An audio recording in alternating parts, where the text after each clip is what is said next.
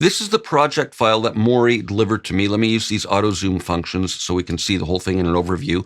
Now the tracks are more or less organized. I'm going to reorganize them and rename them for my own purposes.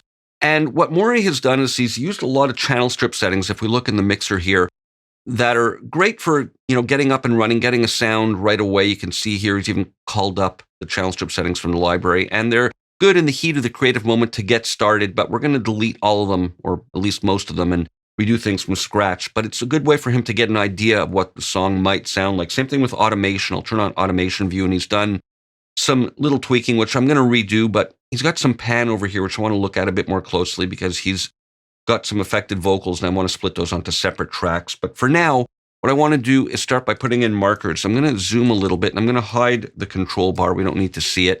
I'm going to hit the comma key to bring up the markers lane. I'll just widen it a bit. And let me hit Option C to bring up the color palette. And what I'll do is use Option with the comma key to create rounded markers on the fly just to identify the sections. And I know he starts with an intro, so let's start with that.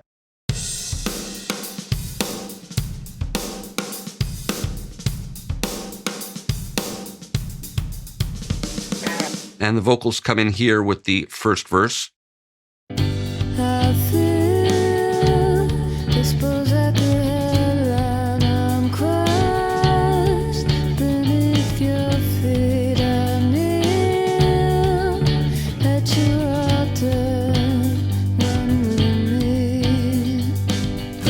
That's what I'm calling the first chorus.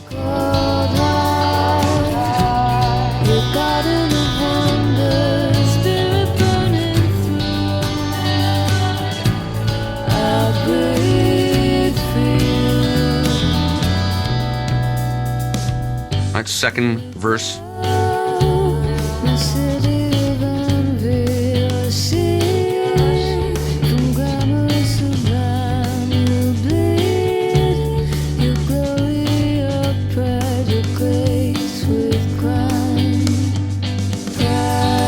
Second chorus.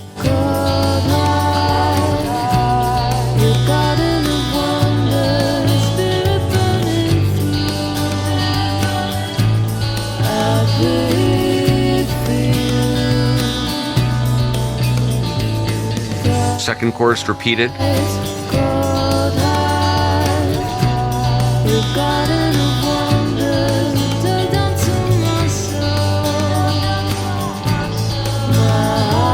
There's some of those panned vocals.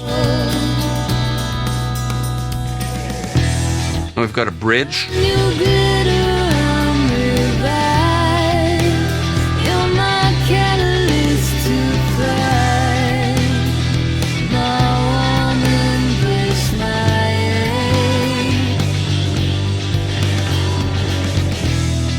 Bridge repeated.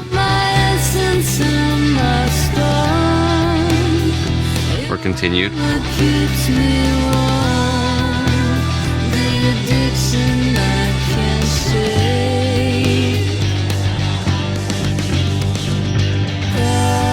Now the chorus again.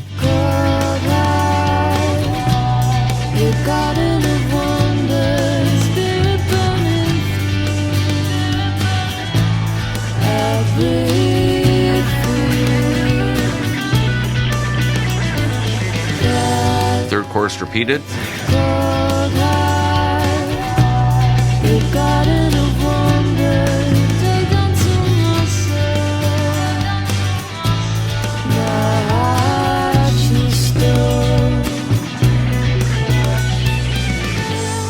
Kind of a little breakdown or coda. There's some of those affected vocals.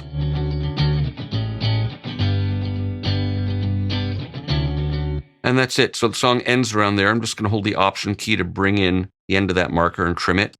And let me just bring the control bar back. And the LCD, we'll see this goes up to 265 bars. I'm going to just shorten that just so the throw of our scroll handle there will be less. So I'll put it to about 120 or so.